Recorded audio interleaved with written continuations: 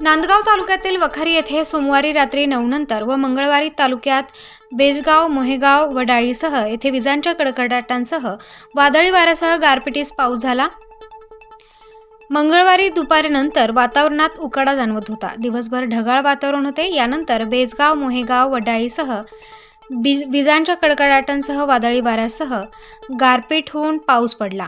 या पावसामुळे छोटे नाले वाहू लागले आहेत। या पावसाने काही भागात शेती पिकांचे मोठे नुकसान झाल्याचा प्राथमिक अंदाज वर्तवला जात आहे। यात गहू, हरभरा, उन्हाळी कांदा बियाणे, टोगळे तसेच इतर शेती पिकांचे या अवकाळी पावसामुळे नुकसान झाले आहे।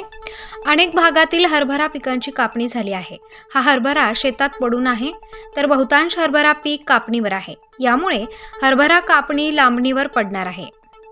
जोरदार पाऊस होऊन बंधारे भरावे, जेणेकरून पाणी टंचाईमध्ये निवारण होण्यासाठी मदत होईल अशी आस नागरिक करत आहेत। स्टार न्यूजसाठी बाबासाहेब कदम, नांदगाव।